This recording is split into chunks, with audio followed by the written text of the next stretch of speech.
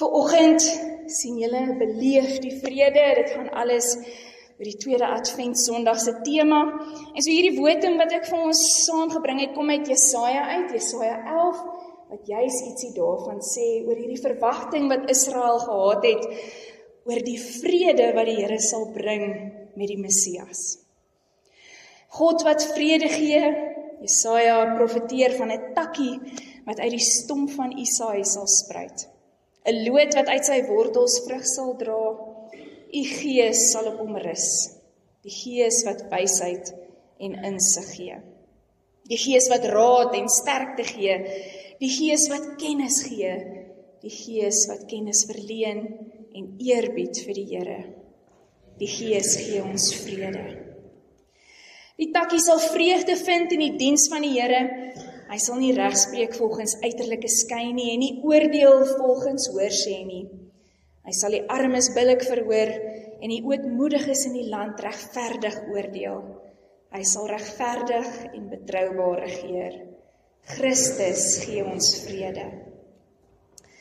Op my heilige berg sal niemand kwaad aanrig of iets verniel nie, want die aarde sal so vol wees van die kennis van die Here, soos die see vol water is. Hoe cool is dit? In die tyd sal iemand uit die geslag van Isaai 'n vaandel wees vir die volke. Die nasie sal na hom vra en sy woonplek sal hoë aansien geniet. God gee ons vrede. So God wat vrede gee, laat ons ook bemiddelaars van U vrede wees, oral waar ons gaan. Mag U vrede heers, oral waar ons kom. Mag hierdie God wat vir ons hoop en vrede gee, by ons wees vanoggend. En hierdie God wat hoop en vrede gee, groet elkeen van julle ook. Sê genade en vrede vir elkeen van julle. En God ons Vader, God die Seun en God die Heilige Gees. Amen. Kom ons bid saam. Here, wat 'n voorreg is dit om sulke wonderlike musiek te kan hoor en te kan saam sing wat eintlik soveel beter sê wat ons almal voel. Nog 'n somerson Kersfees van die koningskind verjaar. 'n tak groei uit 'n ou stomp. 'n stil begin van 'n nuwe wêreld, die vredevors.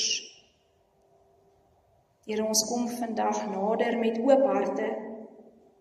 Ons kom luister. Ons kom hoop.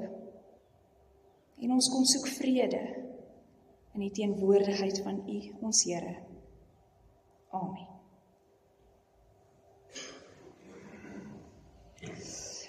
Ek wil vanoggend begin met 'n storie. Dit is 'n baie mooi storie. Julle gaan baie stories hoor ook vanoggend. Dis 'n oggend van stories, net soos wat ons die storie ook gehoor het wat Salome julle gesing het. Want ons leer soveel beter uit stories uit, né? Ek dink dis ook hoekom Jesus so baie gelykenisse gebruik het en metafore, want ons leer net beter daardeur.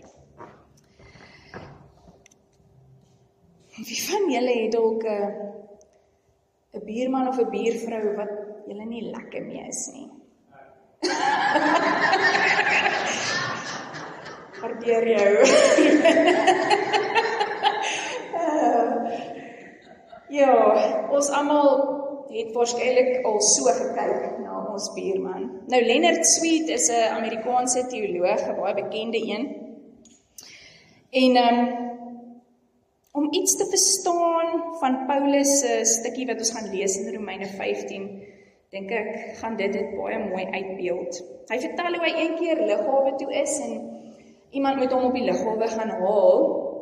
En Tom Wiles, 'n studenteleraar in Phoenix, Arizona, kom haal hom toe nou met sy bakkie. En hulle was op pad na hierdie konferensie toe. En hulle raak aan die gesels en Leonard het net voor dit sy Dodge bakkie verkoop. En hy was nog 'n bietjie teer nog daaroor.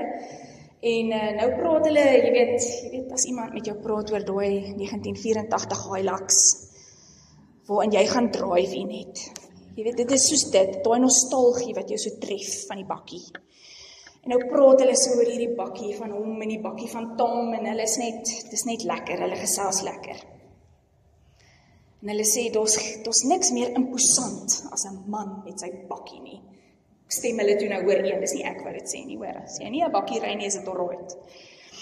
En Lennard, toe hy nou die volgende dag in die bakkie klim op pad terug lughawe toe, merk hy 2 skrape op die passasiersdeur op. En hy sê, wat het gebeur, Tom? Ek so jammer om te sien, het iemand in jou vasgery? Moet ek vir jou bid? Al daai tipe van goed. En Tom sê, 'n paal uit my buurman se erf het teen die bakkie geval. En die ergste is dat hierdie buurman nie verantwoordelikheid wil vat vir hierdie skade op my bakkie nie. En Lennard is op het. Hy soos, nee, dit kan nie so wees nie, man. Ons vat ons sommer nou versekering toe, kan ek jou help? Het jy 'n polisie saak gemaak? Hoe gaan ons dit regmaak? Hy is sonder reg om te beklei vir Tom. En Tom sê, wel, dit was nogal 'n bietjie van 'n geestelike reis vir my. Ek het ernstig oorweeg om 'n prokureur te gaan sien en briewe te stuur, want hy wil nou niks daarvan weet nie. En ek het baie gesels met my vrou daaroor, en toe het ek besluit, ek kan of reg wees, of ek kan in 'n positiewe verhouding met my buurman wees. En hierdie is nou soos 'n jong predikantjie, né? Aangesien ek my buurman vir langer moet verduur as wat ek my bakkie gaan hê, kies ek om eerder 'n mooi verhouding met my buurman te hê, eerder as om reg te wees. En hy sê, maar ons die saakie bakkies is ons eintlik bedoel om hard te werk. So myne het nou net 'n bietjie vroeër hard gewerk as wat ek wou. En hierdie stukkie raad wat Tom gee is vir my baie kosbaar. Veral in 'n tyd wat ons nie noodwendig met bure sukkel nie, maar met my bure op Facebook. En my bure op Instagram, en my bure wat nie altyd met my saamstem oor dit wat ek opsit of deel nie. Wil jy die argument ten alle koste wen? Of is 'n positiewe verhouding met die mense rondom jou meer werd? So terwyl daai storie in jou agterkop is, en daardie vraag wat ek nou gevra het, kom ons lees saam Romeine 15. Op ons wat sterk is in die geloof, rus die verpligting om die swakhede te verdra van die wat nie sterk is nie. Ons moenie aan onsself dink nie. Elkeen van ons moet aan ons naaste dink en aan wat vir hom goed is en wat hom in die geloof kan opbou. Christus het immers ook nie aan homself gedink nie. Inteendeel, dit was met hom soos daar geskrywe staan, die beledigings waarmee mense u beledig het op my neergekom. Alles wat vooraf in die skrif opgeteken is tog opgeteken om ons te leer, sodat ons deur die standvastigheid en bemoediging wat die skrif ons gee, vol hoop kan wees. So hoor weer ietsie van verlede week. En mag God, die bron van alle standvastigheid en bemoediging, gee dat julle eensgesind onder mekaar sal wees, soos Christus Jesus dit wil hê. Dan kan julle almal eengesind uit een mond lof toebring aan God, die Vader van ons Here Jesus Christus. So aanvaar mekaar dan, soos Christus julle ook aanvaar het, tot eer van God. Ek bedoel dit, Christus het gekom om in belang van die Jode 'n dienaar te word. Hy moes vir hulle die waarheid van God bevestig deur die beloftes wat die voorvaders ontvang het, waar te maak. Hy het ook gekom sodat die ander nasies God oor sy ontferming sou verheerlik, soos daar geskrywe staan, daarom sal ek u loof voor die nasies en tot eer van u naam sal ek 'n lofpsalm sing. En elders lui dit, verbly julle ander nasies saam met sy volk en prys die Here alle nasies, loof hom alle volke.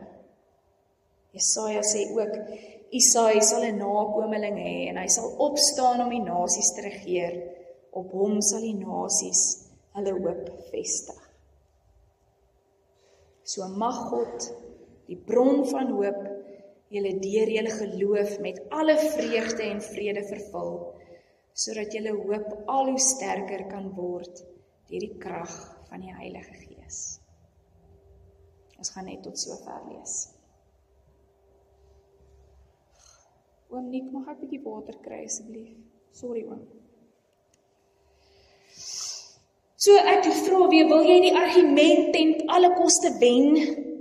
Of wil jy in 'n positiewe verhouding met jou buurman, met jou naaste staan? Om hierdie vraag en dit wat Paulus in sy brief skryf, bietjie beter te kan verstaan en regtig te waardeer, moet ons 'n bietjie die algemene gevoel ook weet van hoe dit was in die tyd wat die Jode en die nie-Jode hierso in Rome mee besig is nie. So rondom 49 na Christus kry ons hierdie ou. Hy is keiser Claudius. Hy was nie 'n goeie leier nie. Hy het regtig nogal aangejaag. En die mense het gesukkel om 'n goeie keiser te kry op hierdie stadium. Dankie.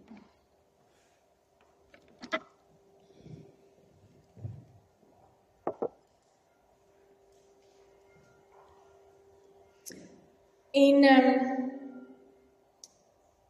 hy het hierdie idee gehad dat net Rome kan wees as daar nie ander mense daar is nie. Net die Romeine mag daar wees. As jy kan bewys deur jou geboortelyn dat jy 'n Romeinse burger is, dan mag jy bly. As jy nie kan bewys nie, dan moet jy gaan.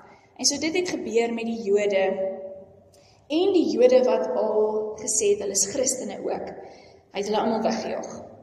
Want hulle aanbid nie die Romeinse gode nie. Hulle wil nie doen wat die keiser sê nie.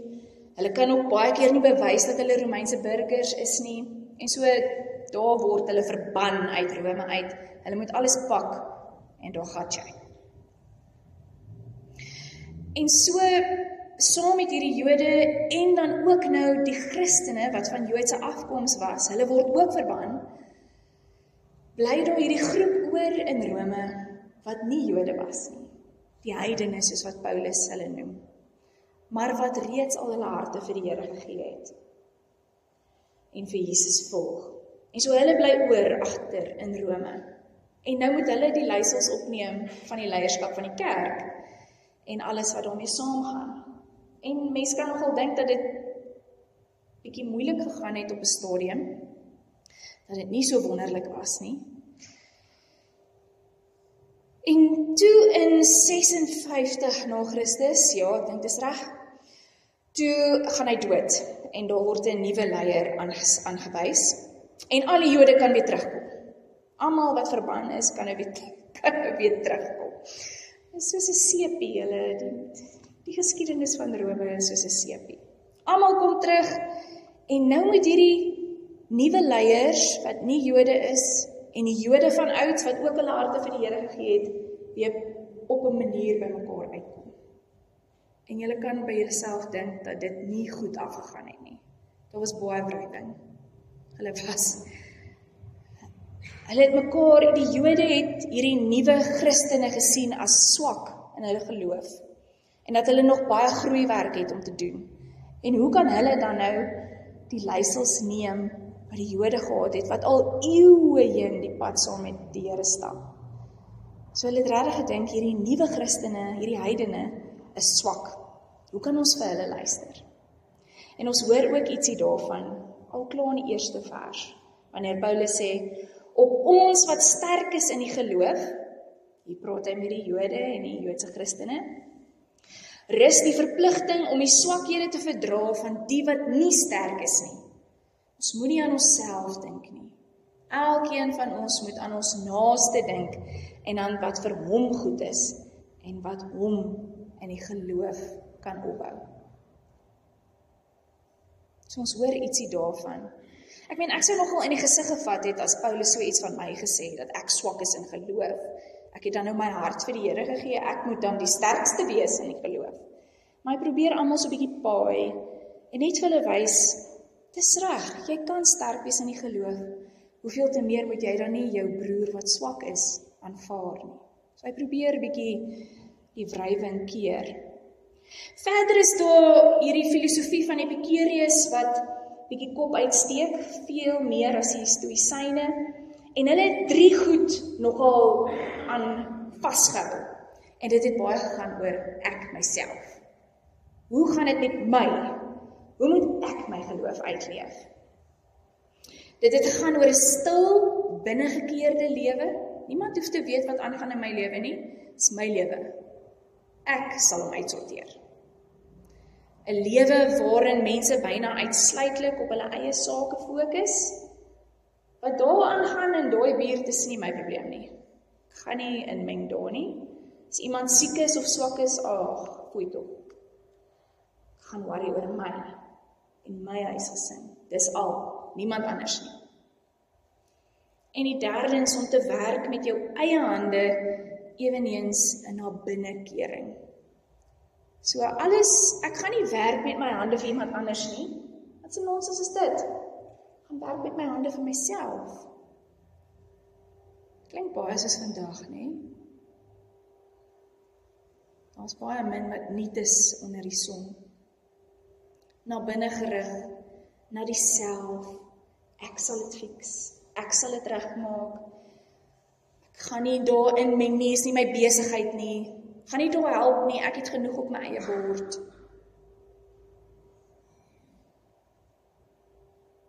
So vir hulle was dit alles na binne, nooit na buite nie. En dit was baie teenstrydig met wat die Jode van die tyd en die Christene van die tyd geglo het om te doen. Van klein tyd af is hulle geleer, dit gaan nie oor myself nie, dit gaan oor my naaste, dit gaan oor die weduwee, dit gaan oor die weeskind, dit gaan oor die groep, nie oor myself nie. En Paulus kom eintlik net en hy herinner hulle daaraan, want hulle het al so 'n bietjie vergeet. Dit is maklik om in die bussie te klim as almal om jou ook in die bussie geklim het daarvoor. Die evangelie gaan nie oor myself of oor my eie belange nie, glad nie.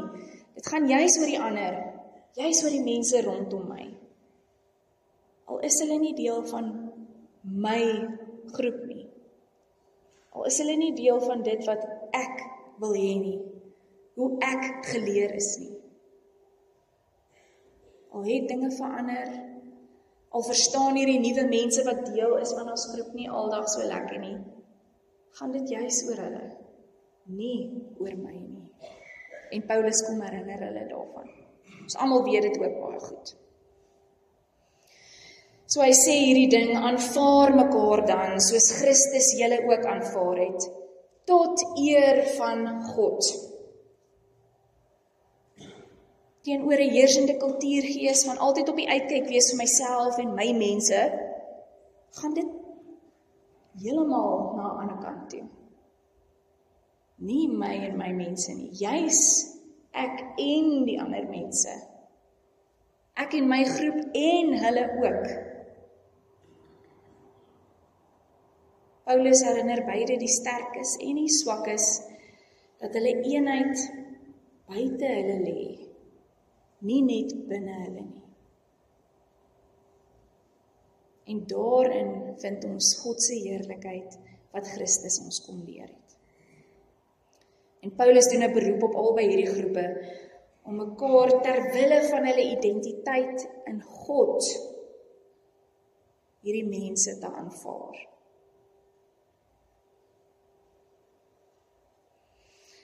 Dan dink ek baie keer aan al die etikette wat ons ook sommer so net rondgooi. Dat ons vandag ook baie hoor. Links, regs, Afrikaner, Zulu, Afrikaans, Sotho, Engels, expat, swart, wit, Engels, DA, ANC, Israel, Palestina, Rusland, Oekraïne, reg, verkeerd, konservatief, liberaal, mag 'n dominee wees, mag nie 'n dominee wees nie.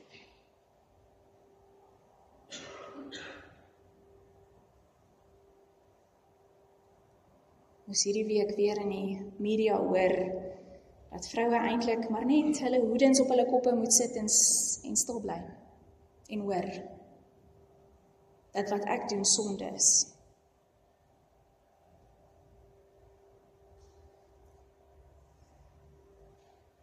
En ek is soveel meer as hierdie etikette wat die hele tyd om ons, en elkeen van ons ook, wat om ons nek gehang word. Oud, jonk, hou van doef-doef musiek, hou van Laurika. Ons kan enige etiket eintlik om ons nekke hang. En dit maak seer. Wat sommer net so lukraak uitgespoeg word. En ek is soveel meer as dit.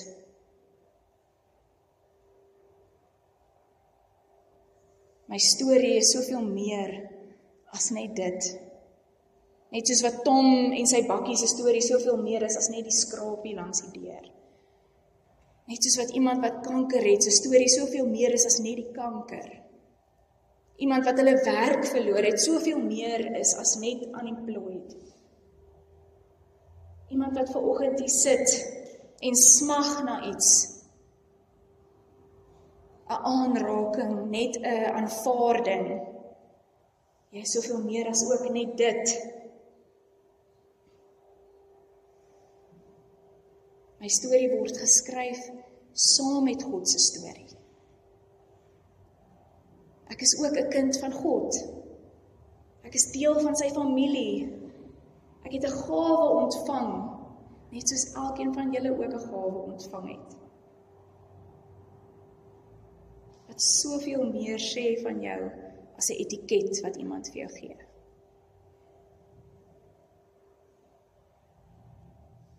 En as ons mekaar se stories in ag neem, as ons dit raak sien in mekaar, dan sien ons dit ook. Dat hierdie persoon soveel meer is as wat iemand anders van hulle sê. Wat ek gehoor het hier, waar ook al ek dit gehoor het. Want God het hierdie persoon geskep, net soos wat hy my geskep het. God het Endrien gemaak, en hy het ook vir Andrei gemaak en Freya gemaak. Maar hy het ook vir Donald Trump gemaak, en vir Charlie Kirk. En hy het ook 'n Palestynse ma en 'n kind gemaak. Vir Ernst Roots gemaak, en vir Julius Malema. Hy het die dwelmverslaafde op die hoek gemaak. Hy het my ouma gemaak, my oupa. Vir my en vir jou. En as ons dit net in mekaar kan raak sien, hoeveel te meer sal die vrede nie seëvier in die wêreld nie.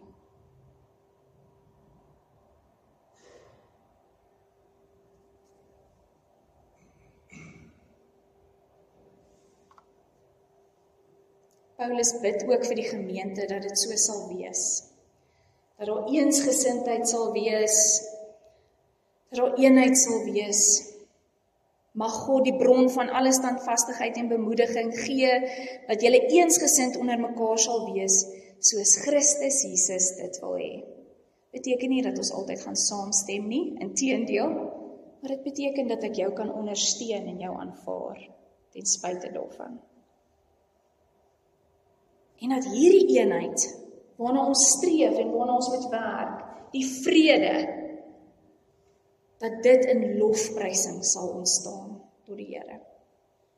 Dan kan julle almal eensgesind uit een mond lof toebring aan God, die Vader van ons Here Jesus Christus, sê vers 6. En dan, as ons dit gedoen het, dan aanvaar mekaar dan, soos wat Christus Jesus julle ook aanvaar het. So hoe bring ons eer aan die Here ons Skepper? Deur mekaar te aanvaar. En nie net mekaar wat hier rondom jou sit nie, mekaar daar, mekaar op Facebook, mekaar op WhatsApp, mekaar wanneer ons baie keer bietjie vassit. Net soos die vredevors ons ook gewys het hoe om dit te doen in Christus Jesus. Want dit is uiteindelik die verwagting. Die verwagting wat ons juis vier ook in hierdie adventtyd. Nie vir iets wat ver is nie, maar dat ons nou deel het in die koninkryk. Nou deel het in die vrede en nou moet werk dat ons hierdie etikette in mekaar sal raak sien, nie die ander nie. Dit is wat ons saambind. Dit is waarna ons kan uitsien wanneer ons mekaar sien.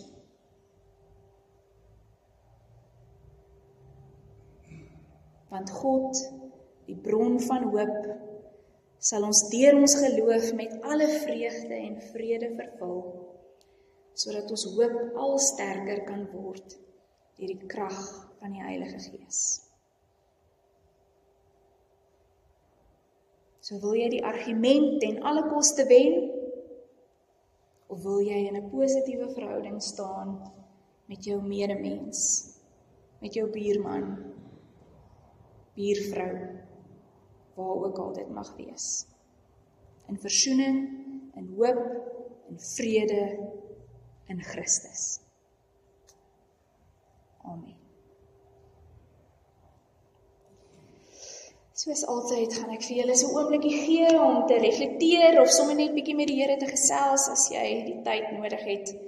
En dan sal ek vir ons afsluit. Kom ons bid saam.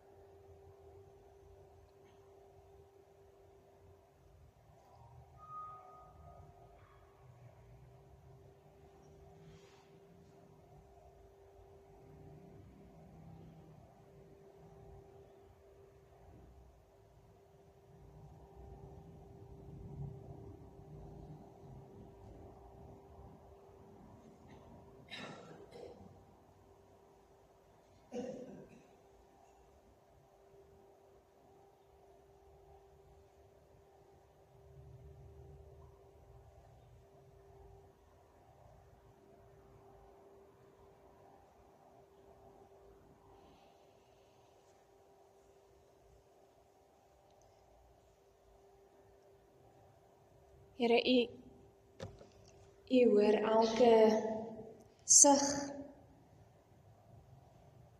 elke aanroep, elke gebed van dankbaarheid. Dankie dat ons hierdie tyd ook saam met U kan spandeer.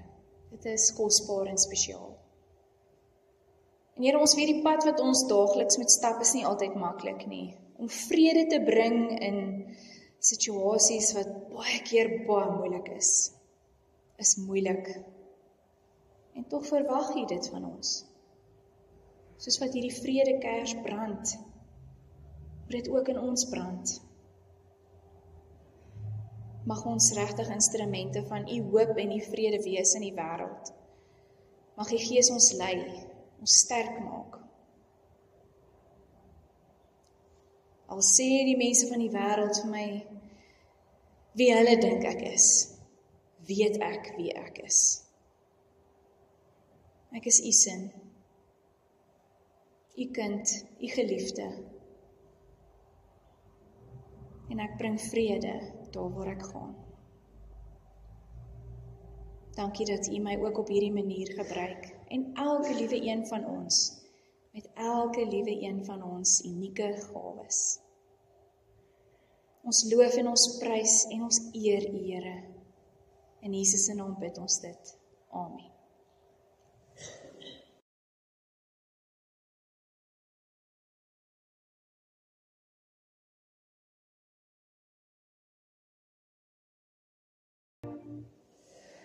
Mag die God van hoop julle vervul met alle blydskap en vrede deur die geloof dat julle oorvloedig kan wees in die hoop en deur die krag van die Heilige Gees.